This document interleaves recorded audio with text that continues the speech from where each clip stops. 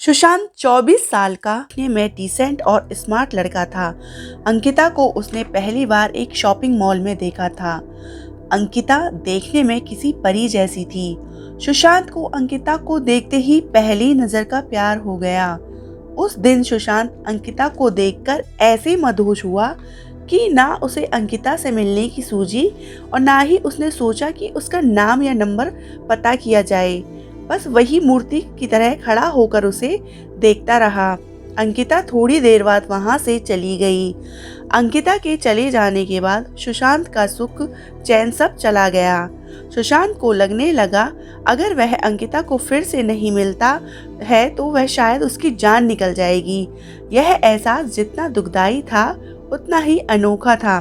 कहीं ना कहीं उसे ये सब अच्छा लग रहा था। शायद यह प्यार था, सच्चा प्यार। अंकिता को ढूंढने का कोई और जरिया नहीं था। इसीलिए सुशांत अब हर दिन उसी मॉल में जाकर इंतजार करने लगा कि किसी दिन अंकिता वापस वहां आएगी तो वह उससे मिल पाएगा। पूरे 2 हफ्तों तक वह लगातार उस मॉल में जाता और पूरा दिन वहां पर अंकिता का इंतजार करता और हर आने जाने वाले लोगों पर नजर रखता। 2 हफ्ते बाद उसे उसके सब्र का फल मिला और एक दिन अचानक अंकिता खुद उसी के सामने आकर खड़ी हो गई। अचानक अंकिता को अपने सामने देख वो बहुत खुश हो गया और शॉक्ड भी। उसके मुंह से कोई शब्द नहीं फूट रहा था। जब काफी देर तक वह कुछ नहीं बोला तो अंकिता ने उसे कहा, क्या हुआ? इतने दिनों से मेरा इंतजार कर रहे हो और अब जब मैं सामने खड़ी हूँ तो तुम मुझसे बात नहीं करोगे? सुशांत ने चौंकते हुए कहा, हाँ करूँगा, बिल्कुल करूँगा, लेकिन पहले यह तो बताओ तुम्हें कैसे पता कि मैं इतने दिनों से यहाँ तुम्हारे लिए आता हूँ? मुझे यह सब इसलिए पता है क्योंकि जिस दिन से तुमने मुझे देखा और उसके अगले दिन से तुम यहाँ हर रोज मेरी तलाश में आने लगे, उसी दिन से मैंने भी तुम पर जासूसी करना शुरू कर दी थी, अंकिता ने कहा। सुशांत के मन में एक और सवाल कौंधा। उसने पूछा, अच्छा यह तो समझ में आया कि तुमने मुझ पर बराबर जासूसी की है, लेकिन फिर भी यह क्लियर नहीं हुआ कि तुम्हें कैसे पता चला कि मैं तुम्हारी तलाश में यहाँ पर आता था। और एक सवाल कि जब तुम्हें यह पता चल गया कि मैं तुम्हारे लिए यहाँ आता हूँ, तुम्हें अजीब नहीं लगा या मुझ पर गुस्सा नहीं आया?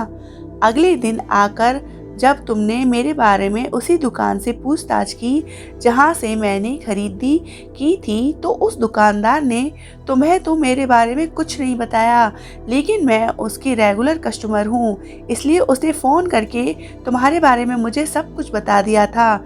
मुझे अजीब लगा था कि कोई क्यों मेरे बारे में छानबीन कर रहा है, लेकिन मैंने उसी दिन से यहाँ पर आकर तुम पर जासूसी करना शुरू कर दिया और दूर से ही तुम पर नज़र रखने लगी, अंकिता ने कहा। अंकिता आगे बोली, उस दिन सिर्फ तुम्हें ही मैं पहली नज़र में पसंद नहीं आई थी।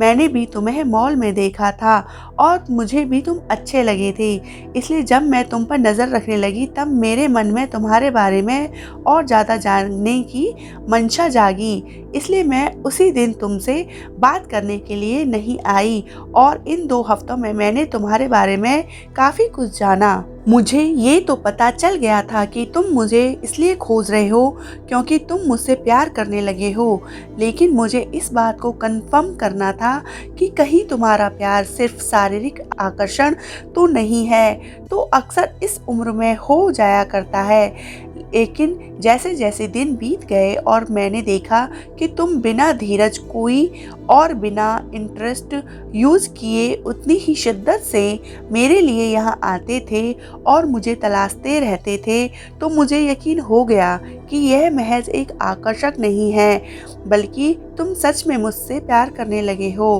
और इस बात को तब और ज़्यादा मजबूती मिल गई जब मैंने देखा कि मॉल में मुझसे भी ज़्यादा सुंदर लड़कियां तुम्हारे पास से गुजरती थी, लेकिन तुम उनमें सिर्फ मेरा चेहरा देखना चाहते थे।